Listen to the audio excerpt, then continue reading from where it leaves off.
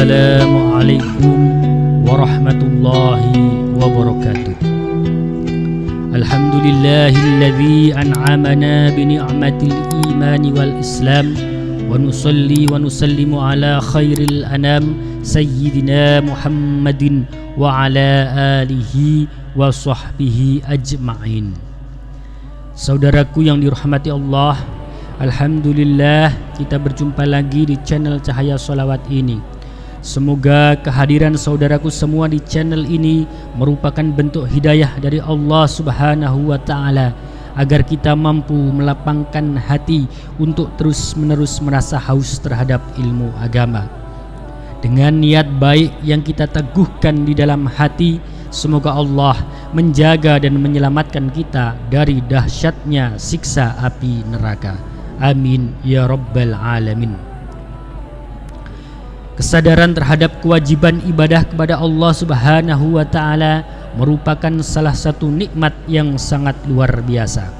Sebagai seorang beriman, tentu hati akan menjadi kosong apabila sewaktu beribadah tidak bisa khusyuk, memikirkan banyak hal, konsentrasi pecah, sehingga ibadah hanya ternilai sebagai rutinitas ritual semata, tapi tidak membekas di dalam hati sanubari, apalagi sampai termanifestasi dalam akhlak sehari-hari. Dalam konteks bahwa setiap manusia mempunyai dua peran sekaligus, yaitu sebagai hamba dan juga khalifah di muka bumi, Islam memberikan garis-garis panduan tentang bagaimana cara menjalani dua peran tersebut. Sebagai hamba, kita punya kewajiban untuk taat dan tunduk kepada Allah dan Rasulullah untuk melaksanakan kewajiban ibadah seperti sholat, puasa, haji, zakat, dan sebagainya. Kemudian sebagai khalifah, kita juga punya kewajiban untuk menjaga tata kehidupan umat manusia seperti menciptakan kedamaian, kemakmuran, kerukunan, dan kebersamaan. Oleh karena itu, seorang muslim yang baik tidaklah sebatas jika dia mampu melaksanakan ibadah mahdhah kepada Allah Subhanahu wa Ta'ala saja, tetapi juga harus mampu menciptakan keselamatan dan kedamaian bagi orang-orang di sekitarnya. Orang yang hanya berfokus pada kewajiban ibadah pribadinya saja, namun gemar menyakiti sesamanya, bahkan diancam masuk neraka. Subhanallah, bagaimana mungkin seorang ahli ibadah bisa terancam masuk neraka? Silakan simak hadis berikut ini. Dalam kitab Al-Adab Al-Mufrad, Imam Bukhari mencatat hadis Nabi Muhammad SAW yang menggambarkan ahli ibadah yang terancam masuk neraka. An Abi Hurairah qala qila lin Nabi sallallahu alaihi wasallam, ya Rasulullah, inna fulanatan taqumul laila wa tasumun nahar wa taf'alu wa tasaddaqu wa tu'dhi jiranaha bilisaniha. Faqala Rasulullah sallallahu alaihi wasallam, la khaira fiha, hiya min ahlin nar.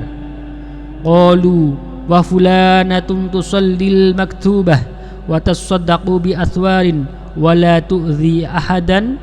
Faqala Rasulullah sallallahu alaihi wasallam, hiya min ahlil jannah.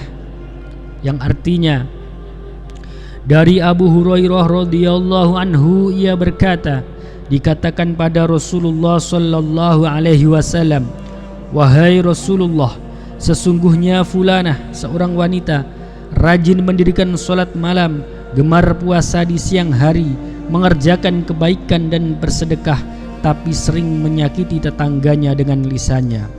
Rasulullah sallallahu alaihi wasallam berkata, tidak ada kebaikan padanya, dia termasuk penghuni neraka. Mereka, para sahabat, berkata lagi, fulanah lainnya mengerjakan salat wajib dan bersedekah dengan beberapa potong keju, tapi tidak pernah menyakiti seorang pun. Rasulullah sallallahu alaihi wasallam berkata, dia adalah penghuni surga. Saudaraku, kita semua tahu bahwa Allah itu At-Tawwab atau Maha Penerima Taubat. Kasih sayangnya mengalahkan murkanya. rahmatnya jauh lebih luas dari azabnya. Selama seorang hamba memohon ampun kepadanya, Allah akan mengampuninya. Namun tidak demikian dengan manusia. Pintu maaf manusia tidak seluas samudra.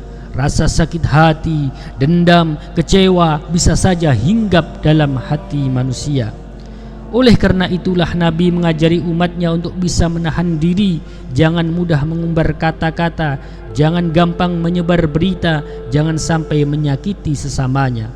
Karena Rasulullah tahu ruang maaf manusia terbatas, tidak seluas dan sedalam Tuhannya. Selain itu, Rasulullah juga menganjurkan untuk senantiasa memaafkan, karena memang dosa kepada manusia bisa dihapus dengan meminta maaf dan dimaafkan.